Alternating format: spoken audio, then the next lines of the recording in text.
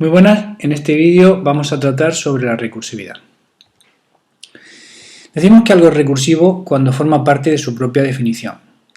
Encontramos ejemplos de recursividad en ilustraciones en cuyo interior aparece una réplica de sí misma, como la de Droste-Kao que tenemos aquí a la izquierda, o en construcciones fractales, en donde es posible hacer un zoom infinito y ver que la estructura que se ve aquí a este nivel se repite a muchos niveles de profundidad diferentes. También encontramos ejemplos de recursividad en construcciones matemáticas como la serie de Fibonacci o la conocida función factorial, y también en dibujos recursivos como el de este árbol, en donde podemos ver que un árbol en realidad está compuesto de ramas que son árboles más pequeños, que están compuestos de ramas que son árboles más pequeños.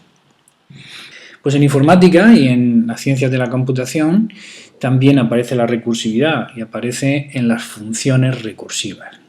Decimos que una función es recursiva cuando en su definición, es decir, en el código que la define, aparece una invocación a sí misma.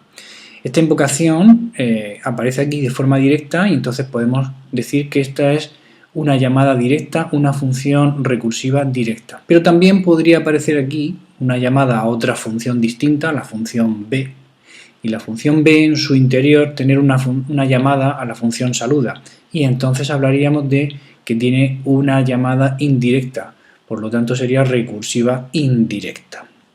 En cualquier caso, al final lo que tenemos es una función que se llama a sí misma. ¿Y qué pasa cuando yo ejecuto una función recursiva como esta, ¿no? Pues el ordenador va a ir leyendo las instrucciones de la función y cuando llega a esta línea pone que se debe ejecutar una función. A él le da igual que sea la misma función que estamos ejecutando ahora mismo, simplemente salta a su primera línea de código y ejecuta el código, y cuando llega aquí vuelve a hacer lo mismo, y así sin parar, lo que crea un bucle infinito.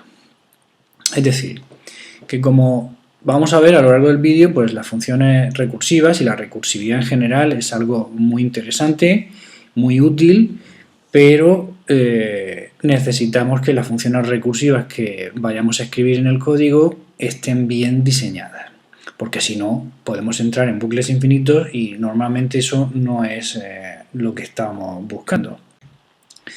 Entonces, como veremos a lo largo de todo este vídeo, la recursividad y las funciones recursivas son muy importantes, pero tienen que estar bien diseñadas. Y para que esté bien diseñada, lo que hay que hacer es evitar que la invocación recursiva se produzca siempre. Para hacer esto, lo que vamos a hacer es dotar a la función de parámetros, y esos parámetros de entrada nos tienen que servir para determinar si el problema es simple o complejo. El problema que resuelve la función recursiva será simple cuando tenga una solución directa, y será complejo cuando para resolverlo se necesite una o más llamadas recursivas. A los problemas simples también les llamamos casos base, y a los problemas más complejos les llamamos casos generales. Además, los parámetros que usemos en la invocación a las llamadas recursivas de los casos generales tienen que representar problemas cada vez más simples que tiendan hacia alguno de los casos bases definidos.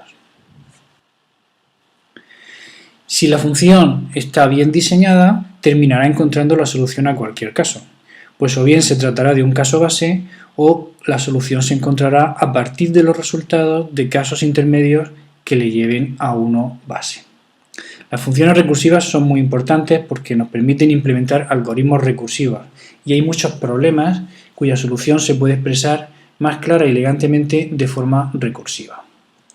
Por ejemplo, en matemáticas nos encontramos con muchas construcciones definidas mediante relaciones de recurrencia.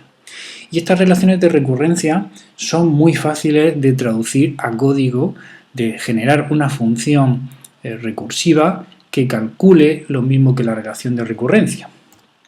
Aquí tenemos el código en C de la función factorial vista arriba. Como veis, simplemente hemos utilizado un if para distinguir en qué caso estábamos, y cuando el caso era el primero devolvíamos un 1 y cuando el caso era el segundo devolvíamos n por factorial de n-1. Claro, como podemos ver, aquí se están cumpliendo todas las condiciones de diseño que hemos visto antes. Primero, los parámetros de entrada nos sirven para determinar si el problema es simple o complejo. Los dos tipos de problemas nos los da la relación de recurrencia. Y con el if que hemos puesto, basado en el valor del parámetro de entrada, distinguimos si estamos en uno de ellos o en el otro. Si estamos en el caso simple, la solución es directa, nos la da la relación de recurrencia. Y si estamos en el caso complejo, la solución se basa en una llamada recursiva. Aquí lo tenemos. El caso simple devolvemos 1, el caso complejo devolvemos n por factorial de n menos 1. Y además, el parámetro que usamos en la llamada recursiva es más pequeño, es una unidad menor que el argumento que habían utilizado en la llamada original. Por lo tanto, como la n siempre es mayor que 0, si le restamos 1, cada vez se acercará más al número 1, que es el valor que representa el caso base, el caso simple. En realidad tendríamos que haber puesto aquí si n es exactamente igual que 0 para que fuera una réplica exacta de la relación de recurrencia. Pero es habitual poner esto para protegernos de usos incorrectos de la función factorial. Si alguien intenta ejecutar factorial con -5, así no fallaría. Además, aunque la función es correcta, el hecho de usar el tipo de datos int limita su eficacia. Los cálculos intermedios superan rápidamente el valor máximo para un entero positivo, haciendo que para n mayor que 12 los resultados sean incorrectos. Por último, se está utilizando aquí una construcción típica de C en la que no ponemos else con el if. Como return provoca la terminación de la función, no es necesario poner else, ya que en caso de que n sea menor o igual que 0, no se va a llegar a ejecutar nunca la siguiente línea. Vamos a ver aquí cómo podríamos haber deducido el diseño de la función factorial. Podríamos haber empezado planteándonos cómo sería el cálculo de factorial de 3, por ejemplo. Y entonces haber pensado que eso se calcula multiplicando 3 por el factorial de 2. Y el factorial de 2 es algo que todavía no conocemos cómo se calcula, así que lo planteamos de esta forma, lo dejamos indicado mediante otra función. Escribimos la función factorial de 2 de forma parecida, dejando indicado factorial de 1. Y factorial de 1 dejando indicado factorial de 0. Factorial de 0 sí que sabemos cómo se calcula porque nos lo dice la relación de recurrencia, que es devolviendo un 1 directamente. Y una vez que tenemos esto, nos damos cuenta de que podemos sacar factor común de aquí y producir una función genérica, una función parametrizada que calcula el factorial de n como n por el factorial de n menos 1. Y esta función es recursiva porque se invoca a sí misma, pero no termina nunca porque no tiene un caso base. El caso base está aquí, en la función factorial 0. Al integrar el factorial de 0 con factorial de n, aparece lo que ya teníamos antes, pero necesitamos utilizar un if para poder distinguir en qué caso estamos. Entonces, las funciones recursivas ya hemos visto cómo se escriben, cómo intentamos diseñarlas de forma correcta, pero cómo es posible que funcionen en el ordenador. Gracias al uso de la pila, como cualquier otra función. Cada vez que el ordenador encuentra una llamada función en el código, necesita guardar una serie de datos para que el flujo de programa cambie a donde está el código de aquella función y cuando termine vuelva al punto en el que se había producido la llamada y continúe de forma correcta. Entonces vamos a ver aquí qué es lo que pasa cuando se produce una llamada recursiva. En este programa tenemos factorial y tenemos la función main, en donde se utiliza la función factorial para calcular el factorial de 3. Cuando arranca el programa se declara la variable resultado en la pila, es una variable local a la función main, no tiene mayor problema, vale 0 inicialmente, y antes de hacer la asignación al resultado necesitamos calcular factorial de 3. Por lo tanto, vamos a apuntar aquí abajo que estamos ejecutando la llamada factorial de 3 y esta línea negra representa que el ordenador va a crear aquí un marco de pila para guardar todo lo necesario para ejecutar la función factorial. ¿Y qué es lo que guarda? Pues por un lado guarda n, que es el parámetro que a todos los efectos es una variable local a la llamada. Y por otro lado guarda dos cosas importantes. Una es la dirección donde tiene que volver cuando termine de ejecutarse la función actual. En este caso hay que volver a la línea 8. Y por otro lado nos guardamos también una pseudo variable que se llama readval, en donde se va a guardar el resultado de return, es decir, el valor que va a devolver la llamada actual. Entonces, calculamos aquí, comprobamos que n, que vale 3, no es menor que 0 ni igual que 0, por lo tanto vamos a ejecutar la línea número 3. Y para ejecutar la línea número 3 tenemos que volver a hacer lo mismo. Tenemos que crear un marco de pila, también se le llaman registros de activación, y en este caso nos quedamos pendientes, la función factorial 3 no ha terminado todavía, está pendiente de que se calcule 3 multiplicado por factorial de 2. Primero hay que calcular factorial de 2. Y claro, para calcular factorial de 2 hacemos lo mismo que antes. Creamos otra variable local que se llama n y es distinta de la n anterior. Cada llamada tiene su propio conjunto de variables locales, eso es muy importante. De nuevo, comparamos n con 0, no es igual ni menor, así que vamos a ejecutar n por factorial de 1, de 2 menos 1, factorial de 1. Nos quedamos pendientes, factorial de 2 se queda pendiente, está a medio ejecutarse y se queda pendiente de que se calcule 2 por factorial de 1. Vamos allá, factorial de 1, hacemos lo mismo, 1 no es 0, por lo tanto nos quedamos pendientes de factorial de 0. Y ahora sí, cuando empieza la llamada factorial de 0, la n vale 0, la dirección de retorno es la línea 3, aquí tendremos que volver cuando terminemos de calcular factorial de 0.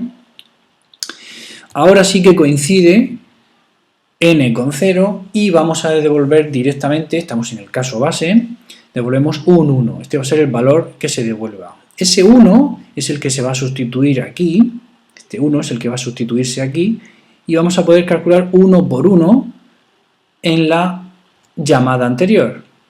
Ese 1 por 1 resultante 1 es lo que se va a devolver a la llamada anterior.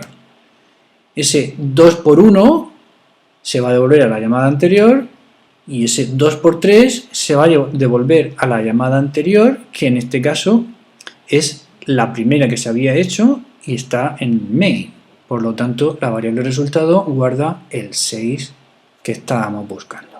Entonces, lo más importante a ver aquí es que las funciones recursivas, como cualquier otra función, pues tienen sus propias variables locales y sus parámetros les permiten comunicar una llamada con la otra. La forma de comunicar una llamada con otra es a través de los parámetros. Y esto funciona gracias a que tenemos una pila. Pero no nos olvidemos de algo súper importante, y es que la pila no es infinita. La pila tiene un tamaño máximo y estamos usándola de forma intensiva cuando hacemos funciones recursivas. Entonces esto habrá que tenerlo en cuenta cuando analicemos el rendimiento de una función recursiva y la comparemos con una versión iterativa de la misma función. Además, otro de los aspectos interesantes que hemos visto al ejecutar poco a poco la simulación de la llamada a factorial, que es una función recursiva, es que aparecen dos fases. Una fase, podemos decir, descendente, en la que se van quedando las llamadas a medio realizar, hasta que de alguna manera tocamos el fondo, que sería cuando se alcanza alguno de los casos base, y entonces se asciende, se va saliendo de todas las llamadas recursivas y tenemos al final la solución al problema original. Pues Pues bien, todas las funciones recursivas no se diseñan del mismo modo, pero sí que podemos tener algunas guías, algunas preguntas clave que podemos hacernos para saber si estamos haciendo bien el diseño de una función recursiva. Una de las primeras cosas que nos podemos plantear es cómo estamos haciendo la definición de la solución al problema. Esa solución la estamos haciendo en términos de soluciones a versiones más pequeñas o más simples del mismo problema. Si eso es así, seguramente vamos bien encaminados. Y si la solución a un problema se basa en la solución a problemas similares pero más simples o pequeños, ¿cómo hacemos para dividir o reducir ese problema original en esos problemas más pequeños? ¿Y cuál es el problema más pequeño al que podríamos enfrentarnos? ¿Su solución es sencilla? ¿Es una solución directa? ¿La conocemos? Y por último, cuando estamos haciendo esa división de los problemas,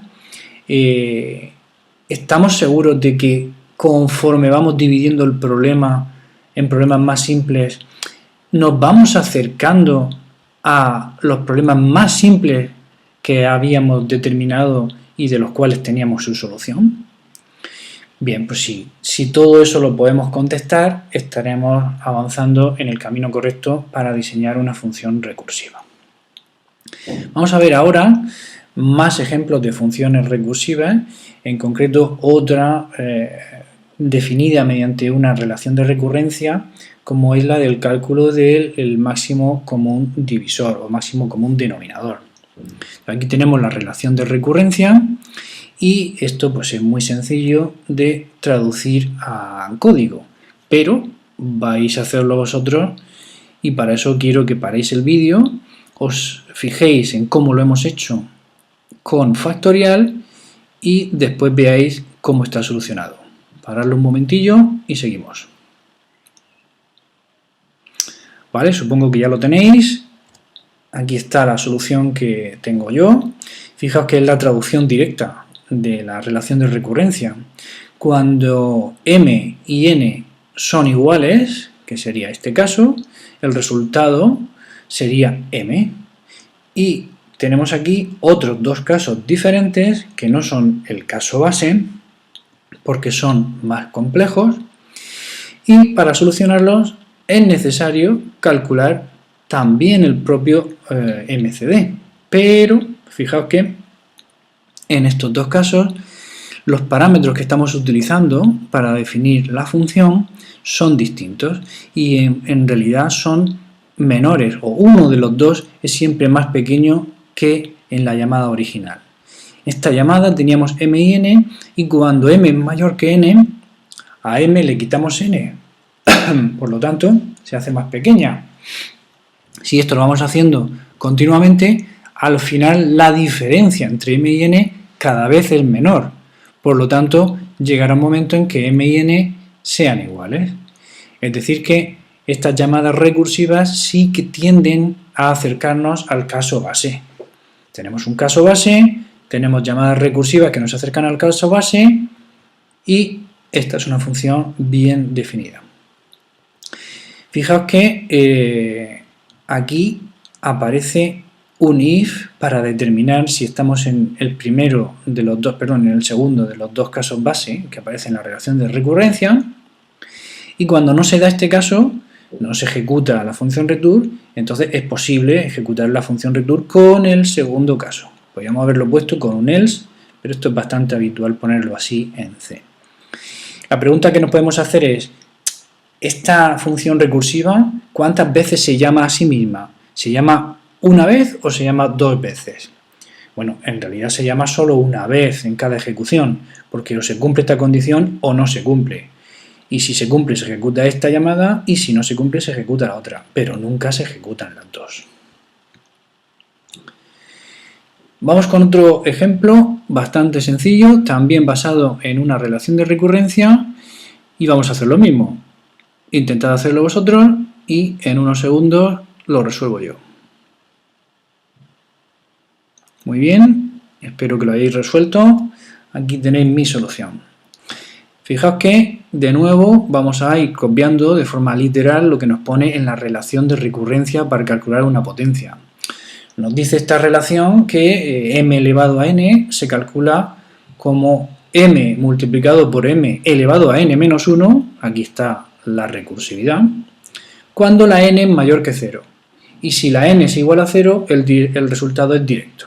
Este va a ser el caso base, y aquí lo tenemos. Si la n es 0, devolvemos 1. Y este es el caso general.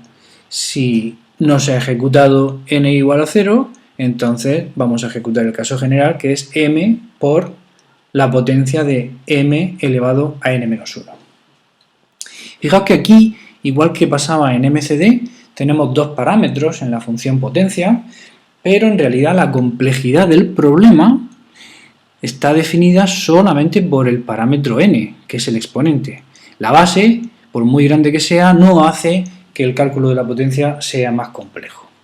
Aquí la complejidad, para el cálculo del máximo común denominador, la complejidad radicaba en la diferencia, en la distancia que había entre m y n. Cuanto mayor fuera esa diferencia, más cálculos había que hacer. Aquí, cuanto mayor sea el exponente, más cálculos hay que hacer. Pues a veces lo que pasa es que nos encontramos con funciones recursivas en las que no aparece una única llamada, sino que aparecen más de una llamada. Y en ese caso hablamos de que nos encontramos frente a recursión múltiple. Y el ejemplo clásico de recursión múltiple es la sucesión de Fibonacci. Aquí tenéis cómo se calcula la sucesión de Fibonacci y fijaos que nos está dando la fórmula que se basa en la propia sucesión de Fibonacci, pero en términos anteriores, en concreto en dos términos diferentes anteriores. El inmediatamente anterior y el anterior a ese.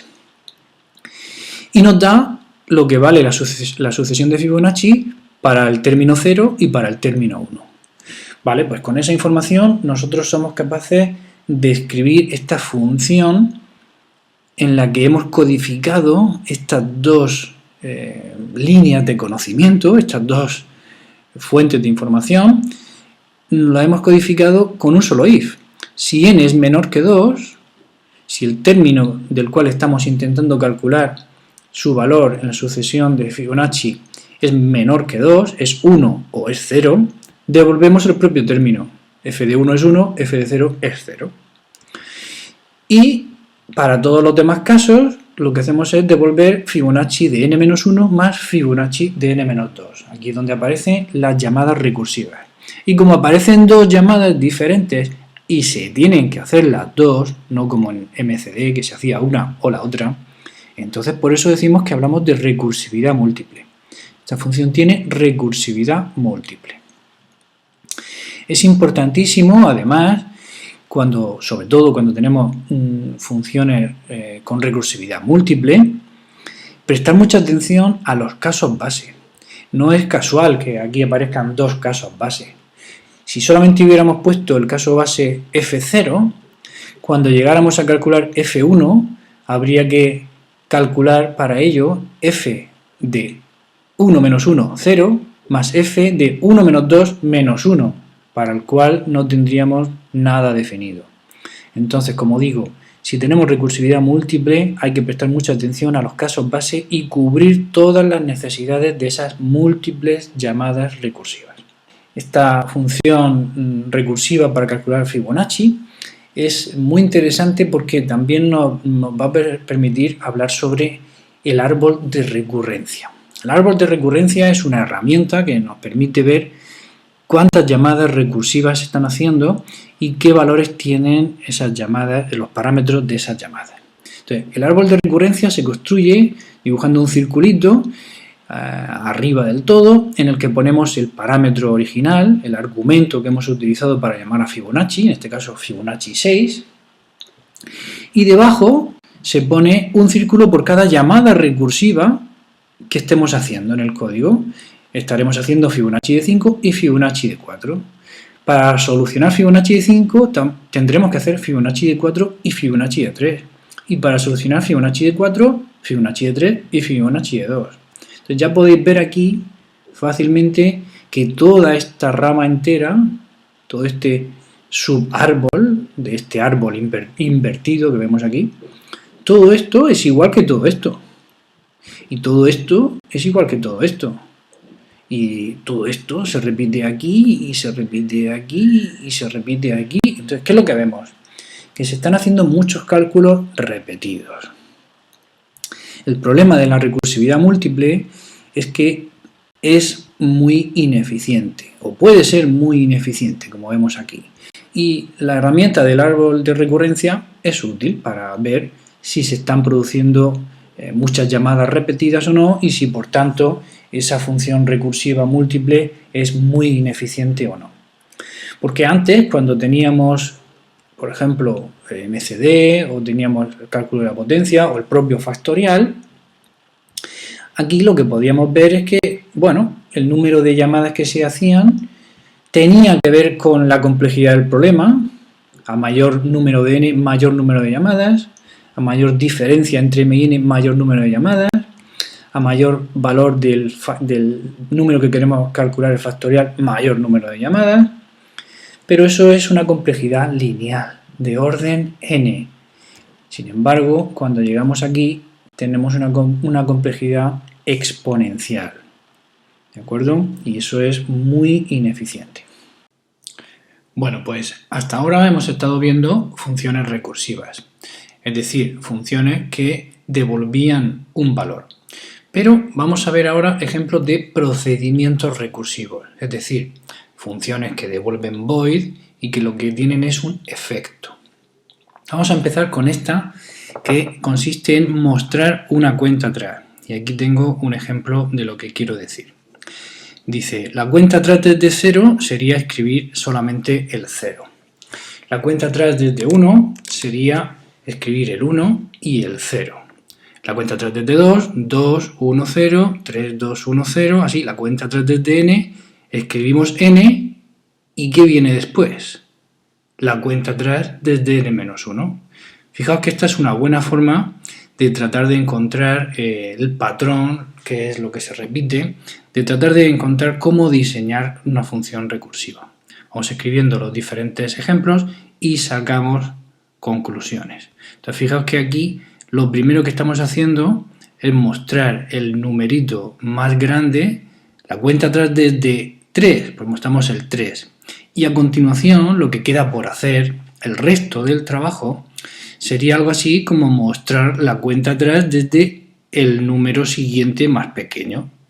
¿Cómo se hace eso? Pues evidentemente eso vamos a dejar que lo haga una llamada recursiva con un valor menor del parámetro.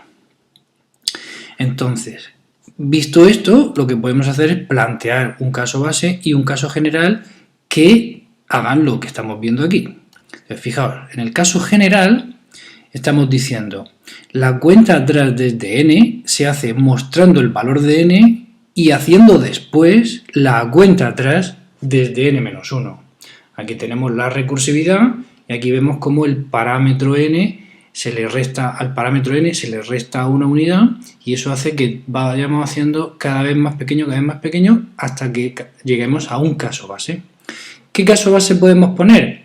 Podríamos haber puesto el caso base 0, pero cuando estamos haciendo procedimientos que no devuelven, son funciones que no devuelven un valor concreto, sino que tienen void, pues suele ser habitual que el caso base lo que haga sea únicamente detener la ejecución de la función, sin hacer nada, sin mostrar nada por pantalla. Entonces, en este caso, hemos decidido que el caso base, valga la redundancia, sea que la cuenta atrás desde un valor menor que 0 no requiere hacer nada. Claro, con este caso base y este caso general, el código que escribiríamos para resolver el problema es este de aquí. La cuenta atrás desde n consiste en mostrar n, estábamos hablando del caso general, mostrar n y después hacer la cuenta atrás de n-1. Estas dos líneas, que son las últimas de la función, serían el caso general. Y solo se ejecuta el caso general cuando no estamos en el caso base, y es cuando n es mayor que -1 o mayor o igual que 0. En ese caso, cuando n es mayor o igual que 0, sí se ejecutan estas dos líneas de código. Cuando la n es menor que 0, simplemente hacemos return y la función terminaría. Vamos a ver cómo se ejecutaría esto a lo largo del tiempo. Fijaos que en el ejemplo de cuenta atrás 3, si yo quiero mostrar 3, 2, 1, 0, al principio, como el 3 no es menor que 0, se muestra el 3 y se llama a cuenta atrás de 2. Cuenta atrás de 2, muestra el 2, aquí está, y llama a cuenta atrás de 1. Cuenta atrás de 1 incluye el 1 y llama a cuenta atrás de 0, que incluye el 0, y al llamarse a cuenta atrás de menos 1, se ejecuta return porque ya hemos llegado al caso base. Ese return termina esta llamada y cuando termina, la ejecución del código, el flujo del programa, continúa por donde nos habíamos quedado. Nos habíamos quedado haciendo cuenta atrás de menos 1. Ya está terminada, ¿qué es lo que queda por hacer? Nada. Termina la función, termina esta llamada, termina esta llamada, termina esta llamada, termina la primera. ¿Qué es lo que podemos ver aquí interesante? Pues lo más interesante es que en este tipo de funciones recursivas, de procedimientos recursivos, que van ejecutando su código poco a poco y aportando a la solución su contribución de forma inmediata y dejando para una llamada a la propia función recursiva la solución del resto del problema, que siempre es un poco más pequeño que el que estábamos solucionando antes, se parece mucho, es muy parecido a la solución que haríamos con un bucle while o un bucle for. Con un bucle vamos escribiendo directamente el 3 y luego reducimos su valor y lo escribimos, reducimos su valor y lo escribimos, reducimos su valor y lo escribimos. Tendríamos una variable n que empezaría en 3 y esa variable n sería la que iríamos mostrando y después decrementando. Este tipo de funciones recursivas que tienen la llamada recursiva al final de su código, a ese tipo de funciones recursivas se les llama, o se dice de ellas, que tienen recursividad de cola. Y el problema que tienen es que realmente hacer un bucle para conseguir este mismo efecto pues es igual de sencillo y además es igual de eficiente, pero no gasta pila. No estamos consumiendo memoria de pila con la sobrecarga que eso tiene. Entonces, normalmente no se recomienda hacer funciones recursivas en las que hay recursividad de cola. Pero este caso es muy interesante de analizar porque estamos viendo que hay dos cosas que hacer. Tratar el valor que nos pasan como parámetro, el tratamiento, y la parte de resolver el problema que queda después del tratamiento. Y en el siguiente ejemplo vamos a ver que esto, el orden en el que hacemos esto, es muy interesante, es muy importante. Fijaos, el siguiente ejemplo es contar hacia adelante, que parece lo mismo, pero no es igual. Contar hacia adelante hasta 1 sería escribir solamente el número 1. Contar hacia adelante hasta 2 sería escribir el 1 y después el 2. Tened en cuenta que a la hora de escribir por la pantalla, el orden en el que hacemos la llamada printf es fundamental. Si llamamos primero a printf con el 2 y después con el 1, no tendríamos lo que estamos buscando. Cuenta hacia adelante hasta 3 requiere escribir el 1, luego escribir el 2, luego escribir el 3. Entonces aquí no pasa como antes, que después del 1 viene la solución a un subproblema más fácil. No. Aquí el subproblema más fácil está antes. Fijaos que el 3, que es el valor que nos dan aquí para hacer la cuenta hacia adelante, es lo último que hay que escribir. El 4 es lo último que hay que escribir. Antes de escribir el 4 o antes de escribir el 3, primero hay que solucionar el problema similar, contar hacia adelante, pero hasta un valor más pequeño. Es decir, hay que solucionar primero el subproblema, el problema más pequeño. Antes, la solución al problema más pequeño, el problema más simple, la hacíamos después de mostrar por pantalla el valor que nos daban. Ahora lo tenemos que hacer antes. Claro, cuando planteamos el caso base y el caso general, Es parecido, pero está al revés. Fijaos que en el caso general dice la cuenta hacia adelante de n números se resuelve haciendo la cuenta hacia adelante de n menos 1 números, es decir, primero nos valemos de la llamada recursiva para solucionar el problema más simple y después mostramos el valor de n. Después hacemos el tratamiento de n. Entonces, parad el vídeo un momentito y a ver si sois vosotros capaces de escribir el procedimiento cuenta hacia adelante teniendo en cuenta lo que hemos hecho antes y con este caso general y este caso base en el que dice que la cuenta hacia adelante de 0 números no requiere hacer nada. ¿Ok? Espero que ya lo tengáis. La solución es prácticamente idéntica a la anterior, pero tiene un cambio fundamental. La llamada recursiva se hace antes que mostrar el dato que nos están dando como parámetro.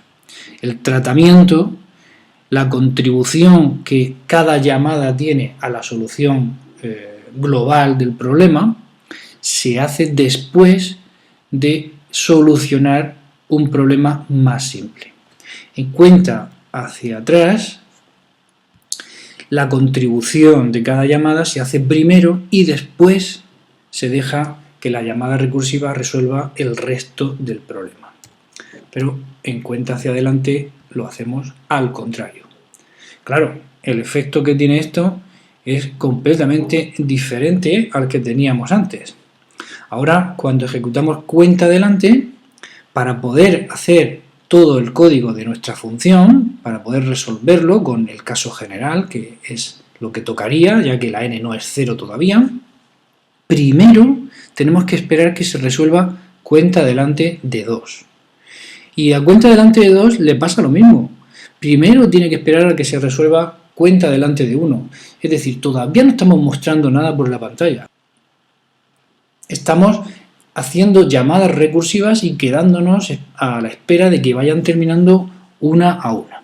Entonces, cuando se alcanza el caso base, que sí se produce la instrucción return y termina la función cuenta adelante de 0 sin mostrar nada por pantalla, es cuando volvemos a donde nos habíamos quedado pendiente. Esta llamada ya se ha resuelto y ahora podemos hacer la siguiente línea de código, que es mostrar el 1. Ahora esta llamada ha terminado, en la pantalla hay un 1 y podemos hacer lo que quedaba pendiente de cuenta adelante de 2, que es añadir el 2 en la salida de la consola. Ahora esta llamada ha terminado y podemos seguir por donde nos habíamos quedado pendiente en cuenta adelante de 3, que contribuye a la solución poniendo el 3. Entonces, las estrategias que estamos usando en cada uno de los dos problemas son opuestas. En este caso, la solución requiere que se resuelva primero un problema más pequeñito y en el caso anterior, primero solucionamos el caso actual y después dejamos que la llamada recursiva resuelva el caso más sencillo. Y una vez visto esto, vamos a ver una cosa ligeramente diferente. Vamos a aplicar la recursividad para tratar cadenas. Para poder hacerlo, tenemos que definir una cadena de forma recursiva. Y es posible hacerlo de esta forma. Si pensamos que la cadena vacía, la marca de fin únicamente, es la más pequeña de las cadenas y que para construir una cadena de forma recursiva lo único que hay que hacer es colocar un carácter seguido de otra cadena, tendríamos una definición recursiva de cadena y a partir de ella podemos diseñar funciones que trabajen con cadenas de forma recursiva. Además, hay que tener en cuenta que las cadenas de caracteres en C se almacenan en arrays y los arrays los podemos tratar con el operador corchete, accediendo a cada una de las posiciones que queramos, pero también los podemos tratar como si fueran punteros a carácter. Y lo interesante de tratarlos como si fueran punteros a carácter es que usando aritmética de punteros, al sumarle 1 al puntero llamado cadena, en este caso, lo que tendríamos sería la dirección de la O. Pero la dirección de la O también representa la cadena de caracteres hola sin H. Y al sumarle 1 tendríamos la cadena de caracteres la. Y al sumarle 1 la cadena de caracteres a. Finalmente, al sumarle 1 tendríamos la cadena de caracteres vacía. Mezclando la idea de definición recursiva de cadena de caracteres y la posibilidad de utilizar punteros a carácter, junto con la aritmética de punteros, podemos crear funciones recursivas que traten cadenas. Vamos a verlo con este primer ejemplo. ¿Cómo calcular la longitud de una cadena? Bueno, pues la longitud de una cadena vacía es 0. Y la longitud de una cadena no vacía, ¿qué va a ser? 1 más de la longitud de la cadena que empiece en su segundo carácter. Volviendo al ejemplo anterior, la longitud de la cadena hola, la longitud de la cadena representada por esta variable, que es la dirección de la h, será 1, porque la h no es la marca de fin, entonces como mínimo tenemos 1, más la longitud de la cadena que empieza a continuación. No sabemos dónde terminará, pero sabemos que empieza a continuación, en un carácter más adelante, más a la derecha de la h. Entonces, por eso aparece así el caso general. La longitud de una cadena no vacía es una unidad más que la longitud de la cadena que empieza en su segundo carácter. Claro, a la hora de plantear el código, pues tenemos que ser cuidadosos, tenemos que acordarnos de que un parámetro de tipo puntero a char puede recibir cualquier tipo de cadena de caracteres, desde las cadenas literales hasta las cadenas que están en un array o las cadenas que están en memoria dinámica, no importa cuál, y que además ese parámetro, que se llama cadena en este caso, es una variable local de la función longitud. Y como es una variable local, podemos utilizarla como queramos. Podríamos cambiar su valor, pero en este caso lo único que vamos a necesitar es calcular el siguiente valor de aquel al que apunta. Entonces fijaos que tenemos aquí el caso base. Si cadena de corchete es 0, es decir, si lo que hay en la primera letra de la cadena a la que apunta este parámetro es la marca de fin, entonces ya no hay que hacer nada. ¿Por qué? Porque estamos ante una cadena vacía y su longitud es 0. Pero si no se da este caso, si estamos en el caso general, lo que haremos será devolver 1 más el cálculo de la longitud usando nuestra propia función recursiva, pero de una cadena que está en la siguiente letra, de una cadena que empieza en la siguiente letra. Por eso ponemos cadena más 1. ¿Ok? También podríamos haber puesto aquí, en lugar de cadena de corchete 0, estrella cadena, porque el operador de desreferencia, asterisco, lo que nos daría sería el contenido de esa primera posición. Bien, pero he puesto aquí corchete 0 para que veáis que, aunque esto es un puntero, podemos utilizarlo como si fuera un array. Este siguiente ejercicio me gustaría que intentarais plantearlo vosotros desde el principio. Aquí no os voy a dar yo el caso base y el caso general, quiero que lo intentéis deducir vosotros. Os doy una pista y es que mostrar una cadena letra a letra va a ser muy parecido a contar hacia atrás, la cuenta atrás que ya hemos hecho antes. Así que parad el vídeo e intentadlo. Ok, espero que ya lo tengáis, pero si no lo habéis conseguido, os pongo aquí el caso base y el caso general y os dejo otros segundos o el tiempo que queráis para que intentéis sacar vosotros la función. Venga, yo creo que ya lo tenéis. Aquí está mi solución y como os he dicho, se parece muchísimo a la función que habíamos visto antes de la cuenta atrás. Y en este caso también tenemos la llamada recursiva al final. Por lo tanto, esta será una función recursiva con recursividad de cola. Fijaos que lo que hacemos es que el caso base, el caso más sencillo, que en la mayoría de veces va a ser cuando la cadena es vacía, pues no hay que hacer nada. Si lo que tenemos que hacer es mostrar la cadena letra a letra, no tenemos que devolver ningún valor. Lo único que haremos cuando la cadena sea vacía es terminar la invocación.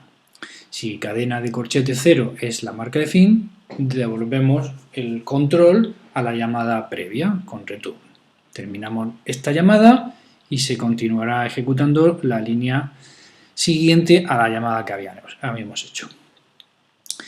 Y el caso general dice, para mostrar una cadena, primero imprimimos su primera letra y después mostramos el resto de la cadena. Primero hacemos el tratamiento de aquel dato al que tenemos acceso inmediatamente, directamente, que es la primera letra, y después dejamos que la función recursiva se encargue de solucionar un caso un poco más sencillo, un poco más pequeño, porque tiene menos letras simplemente, y es el de cadena más 1. Mostramos la letra con %C, la letra que haya, el carácter que haya en cadena de 0, y dejamos el resto del trabajo para la llamada recursiva. Como se ve aquí, dice muestra de hola, primero mostramos la H y hacemos muestra hola sin H.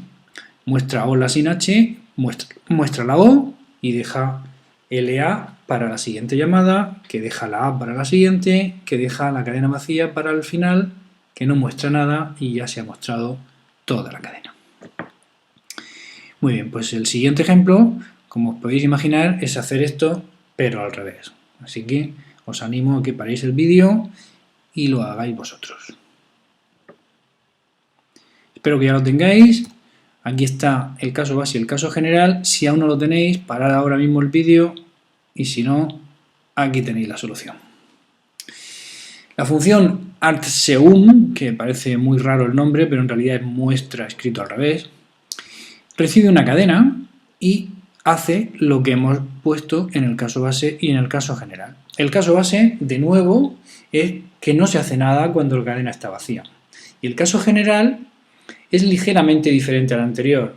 En realidad es lo contrario, es lo opuesto del caso general del ejercicio anterior.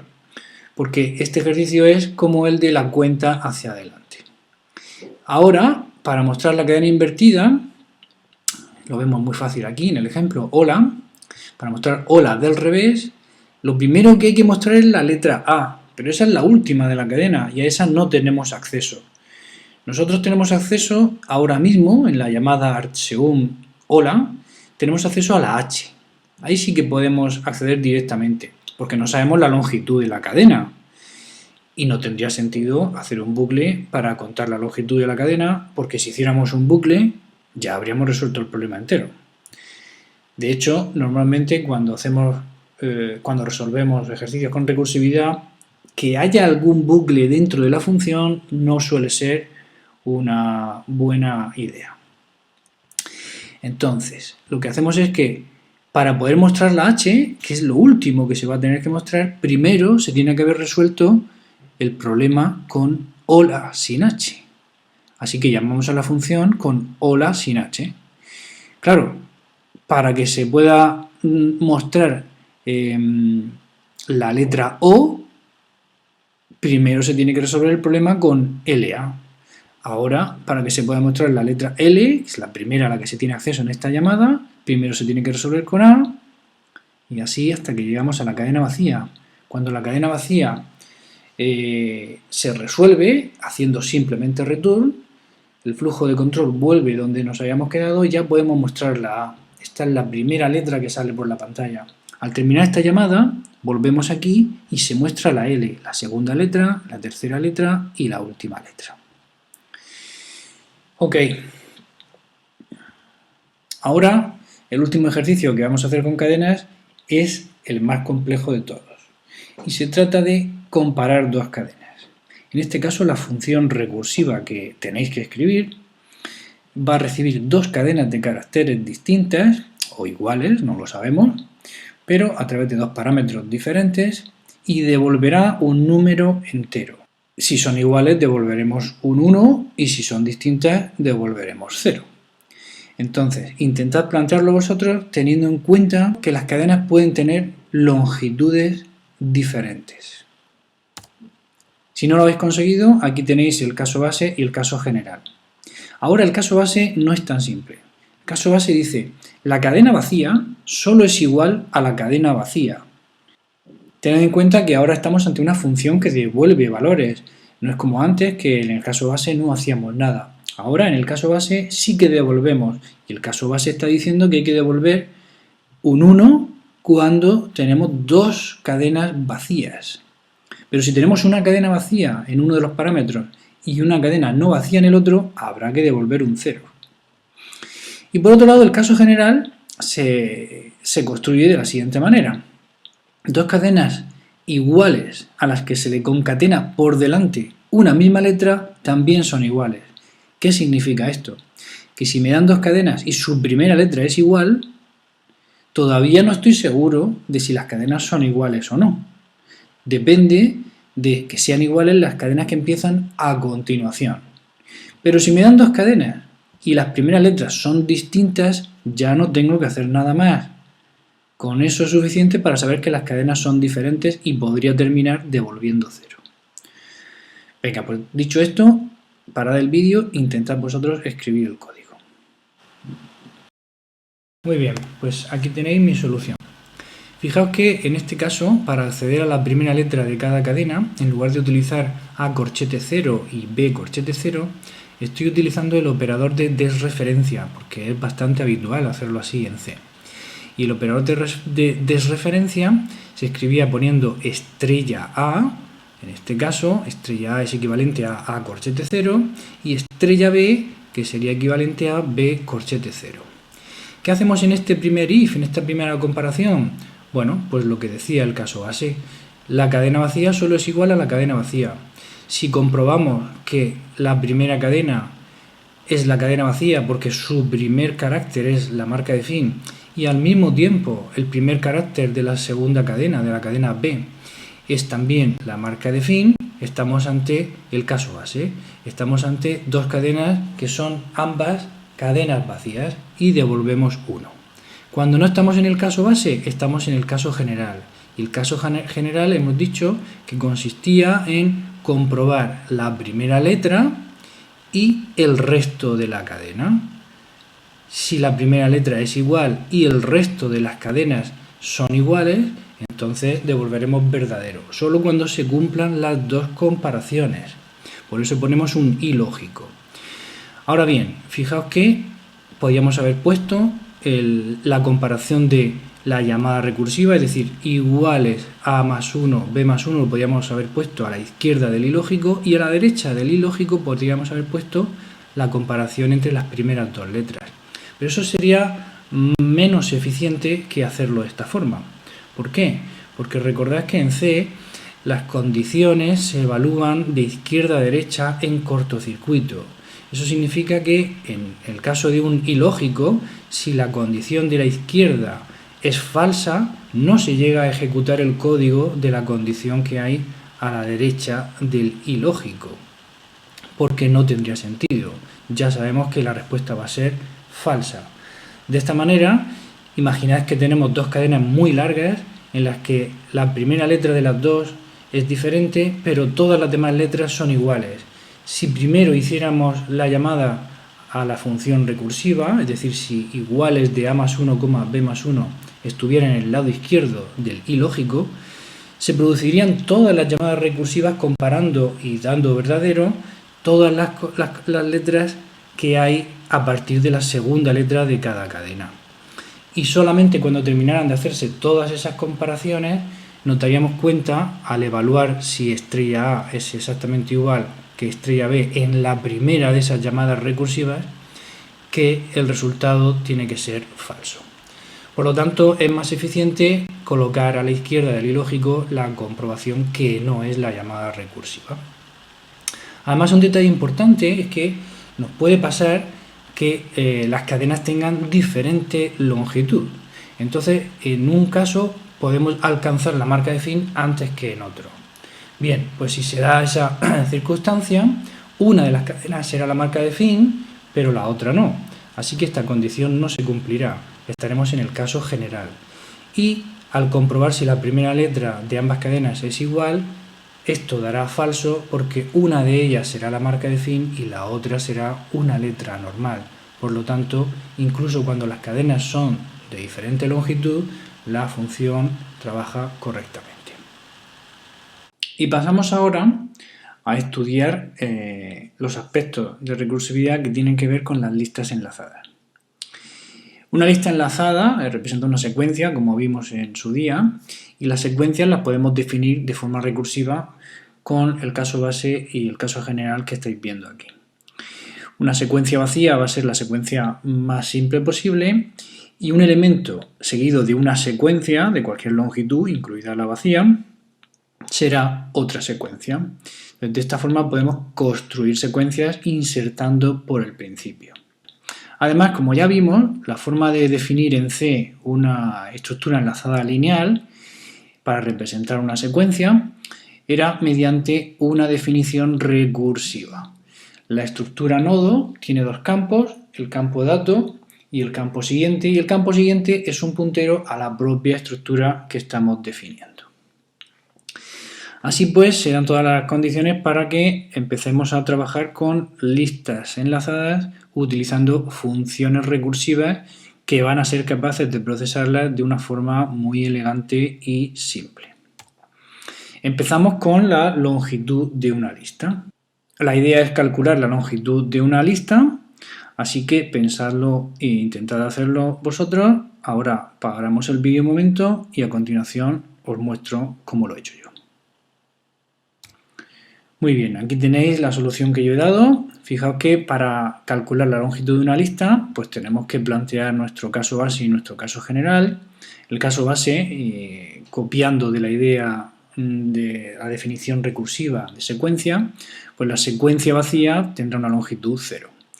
Y luego, si ya tenemos una secuencia que no es vacía, pues su longitud va a ser 1 más que la longitud que tenga la secuencia que empieza a continuación del primer elemento. Contamos el primer elemento, 1, y luego el resto de la secuencia dejamos que se cuente de forma recursiva. Aquí tenemos codificado en C la idea que acabamos de contar, la función longitud que recibe una estructura enlazada a través de la dirección de su primer nodo. Aquí no estamos pensando en nodo cabecera o nodo de datos, simplemente es una secuencia de nodos. Entonces recibimos ese primer nodo y si ese primer nodo es nulo, la secuencia está vacía y la longitud es 0. Si no es nulo, entonces se ejecuta la segunda línea y devolveremos 1, que será el nodo al que apunta el parámetro lista, más la longitud de la lista que empieza en el siguiente nodo. Ok, vamos con el siguiente. La idea aquí es mostrar los elementos de una lista en el orden natural, es decir, en el orden en el que están colocados en la propia estructura enlazada lineal, empezando por aquel al que tenemos acceso directamente a través del parámetro de tipo nodo ptr que nos pasen a la función. De nuevo, parad el vídeo, intentad hacerlo y ahora seguimos. Muy bien, espero que lo tengáis. Aquí tenemos nuestro caso base y nuestro caso general. Para mostrar los elementos de una secuencia vacía, pues no hacemos nada. En este caso estamos escribiendo un procedimiento, no es una función que nos devuelve ningún valor, sino que tiene el efecto de mostrar por la pantalla los elementos de la lista. Y en el caso general, bueno, vamos a imprimir el primer elemento de la lista que nos dan, que es aquel al que tenemos acceso directamente, y luego dejamos el resto del problema, que supuestamente es un problema más simple, más pequeño, porque la longitud de la lista habrá disminuido en una unidad, para la llamada recursiva. Como veis, esta es una función con recursividad de cola. Y, como no, vamos a hacer el siguiente ejercicio, que es mostrar los elementos en orden inverso. De nuevo, parad el vídeo un momentito y nos vemos enseguida con la solución. Aquí está la solución, espero que lo hayáis hecho bien. De nuevo tenemos nuestra función muestra escrita al revés. Y aquí podemos comparar las dos funciones que ya habíamos visto varias veces cuando estábamos trabajando en el procesado de cadenas de forma recursiva. Aquí lo que estamos viendo claramente es que en este caso para mostrar la lista en el orden inverso, es decir, para poder mostrar en primer lugar el último elemento que haya en la lista, tenemos que primero resolver el caso más sencillo de mostrar en orden inverso la lista que empieza a continuación del primer elemento, es decir, en el segundo elemento. Y cuando ya esté mostrada entera del revés, entonces podremos mostrar el primer elemento al que nosotros tenemos acceso, que será el último que aparezca en la secuencia invertida. Ok, hasta aquí es bastante parecido a lo que hemos hecho con cadenas, y esta deliberación de memoria es ligeramente diferente. La idea es liberar todos los nodos que hay en memoria dinámica, pero ojo, porque lo interesante es liberarlos de una forma ordenada. No vamos a liberar primero aquel al que tenemos acceso directamente, porque de alguna manera perderíamos el contacto con los demás nodos. Es decir, lo primero que deberíamos liberar sería el último nodo de la lista. Entonces, siguiendo esta idea, intentad plantear el ejercicio a ver cómo os sale. Muy bien, espero que ya lo tengáis. Aquí tenemos la idea del caso base, es muy fácil. Si la secuencia está vacía, es decir, si nos pasan un puntero nulo, no tenemos que hacer nada.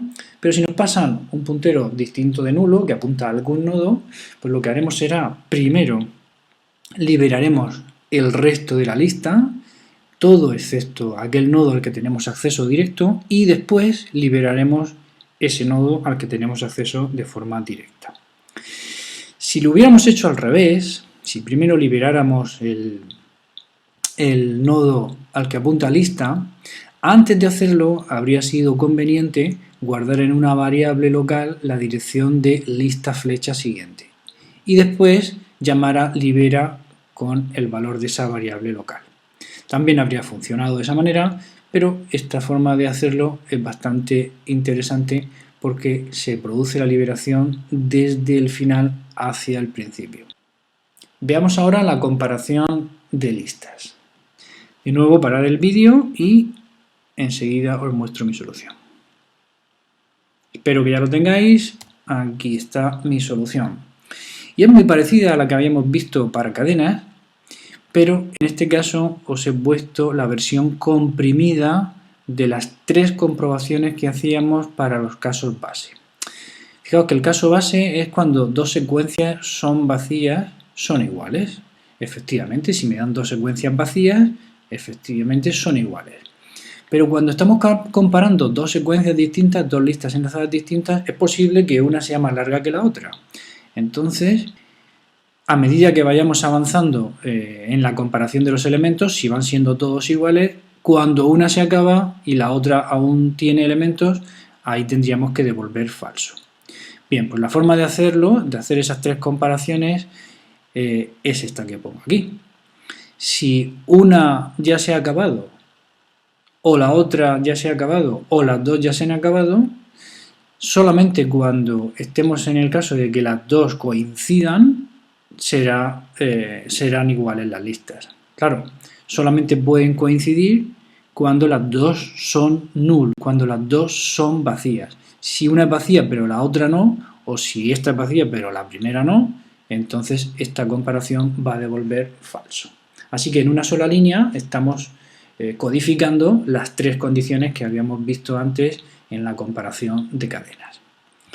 Y por último, se produce la comparación del primer elemento. En el caso general, comparamos el primer elemento de ambas listas y solo cuando esos dos elementos son iguales procedemos a ver, a comprobar si son iguales el resto de las dos cadenas. Y si se dan las dos condiciones, entonces las cadenas completas serán iguales.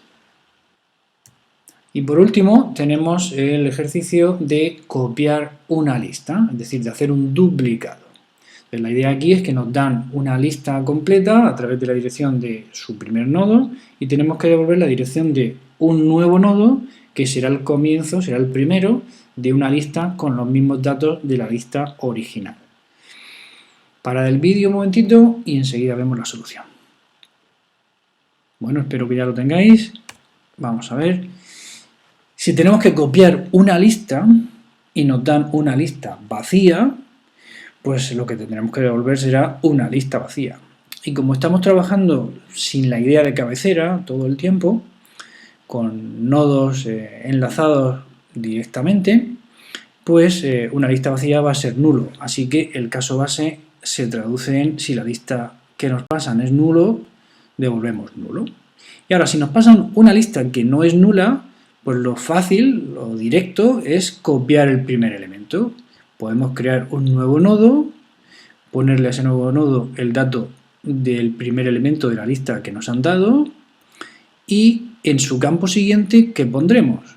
Pues en su campo siguiente lo que pondremos será la dirección resultante de copiar el resto de la lista. Claro, el caso general es la copia del primer elemento seguida de la copia del resto de la secuencia. ¿Cómo copiamos el resto de la secuencia? Pues invocando a la propia función recursiva. Y para terminar vamos a comparar, vamos a hablar un poco de la recursión frente a la iteración. Lo primero que tenemos que tener claro es que tanto la recursión, es decir, las funciones recursivas, el poder escribir funciones recursivas, como la iteración, es decir, las estructuras de control tipo while, tipo for, son dos mecanismos que nos permiten desarrollar el mismo tipo de tareas. Son igual de potentes. De hecho, hay lenguajes como Haskell y otros lenguajes funcionales en los que no existe ninguna instrucción tipo while o tipo for. Todos los bucles se hacen mediante recursividad. Entonces, ¿cuándo aplicamos una y cuándo aplicamos otra? Bueno, para eso lo importante es ser capaz de distinguir las diferentes características de las funciones recursivas. Entonces hemos visto funciones recursivas como factorial, MCD, potencia, que son funciones que tienen recursividad lineal. Decimos que son funciones recursivas lineales porque solo tienen una llamada recursiva en su interior. O como en el caso de MCD que tenía dos, pero en cada ocasión solamente se ejecutaba una. Esas funciones son fáciles de transformar a su versión iterativa. Lo que pasa es que algunas veces es más elegante o es más sencillo plantearlas de forma recursiva. Pero en ambos casos se realizan el mismo número de operaciones. Tanto factorial como potencia como MCD realizan el mismo número de operaciones en la versión iterativa que en la versión recursiva. Y el número de operaciones está linealmente relacionado con la complejidad del problema. Por eso son todas de orden n. ¿Cuál sería mejor hacer? Bueno, si tienen la misma complejidad, en principio daría igual. Lo que pasa es que la versión recursiva siempre tiene la sobrecarga del uso de la pila y la limitación de que la pila no tiene un tamaño infinito. Entonces, normalmente en este tipo de funciones se opta siempre por la versión iterativa, no por la versión recursiva. Se explican al estudiar recursividad porque permiten entender la recursividad fácilmente, pero no son funciones que habitualmente se escriban de forma recursiva. Además hay funciones recursivas lineales que además tienen o presentan lo que hemos denominado recursividad de cola. Y eso se daba cuando la llamada recursiva era la última de la función. Esto nos pasaba en el ejemplo de cuenta atrás o en la función muestra. Esas funciones no solamente tienen una versión iterativa fácil de hacer, sino que además es que prácticamente por diseño no tienen sentido hacerlas de forma recursiva. De hecho, en los lenguajes que he comentado antes, en los que solamente hay recursividad, se recomienda utilizar la recursividad de cola porque los compiladores e intérpretes que utilizan son capaces de transformar directamente las funciones recursivas con recursividad de cola a bucles internos que funcionan sin necesidad de utilizar la pila. El tema de la recursividad múltiple es un poquito más difícil y aparece en funciones como la de Fibonacci, en las que de forma natural nos vemos abocados a escribir una función recursiva múltiple. Es decir, la solución recursiva es más elegante, más sencilla muchas veces que la versión iterativa, pero como hemos visto, produce un montón de operaciones repetidas y por lo tanto hace que la versión recursiva sea muy ineficiente. No todas las funciones recursivas múltiples son ineficientes, solo aquellas en las que se repiten muchas operaciones, y para eso teníamos la herramienta del árbol de recursión, para identificar si había subárboles repetidos o no. Así que, ¿cuándo vamos a utilizar una versión recursiva o una versión iterativa? Bueno, en principio, si tenemos un algoritmo que en su versión recursiva produce un árbol de recursión que no es un árbol lineal, es decir, no tenemos recursividad lineal ni tampoco de cola, sino que hay recursividad múltiple. Y además en ese árbol no aparecen subárboles repetidos, la recursividad sería la mejor opción. Probablemente en ese caso la versión iterativa sea bastante más compleja de escribir que la versión recursiva. Lo que pasa es que los ejemplos que hay de ese tipo de algoritmos son más complejos y se ven en cursos superiores. Y lo que tienen en común todos es que utilizan la estrategia divide y vencerás. La idea en la que se basan todos es muy simple en realidad. Consiste en dividir un problema en otros más sencillos, pero que sean iguales en cuanto a la forma de resolverse, en cuanto a su estructura. De tal manera que se pueden solucionar los subproblemas usando la misma estrategia. Y cuando se alcanza un subproblema tan sencillo que su solución es directa, la solución al problema original se obtiene combinando las soluciones de esos problemas más simples en la salida de las llamadas recursivas. Los algoritmos clásicos que utilizan esta estrategia divide y vencerás son Quicksort y Mergesort, pero como decía, ya los veréis en cursos superiores. Así que con esto terminamos el tema de la recursividad. Saludos y hasta el próximo vídeo.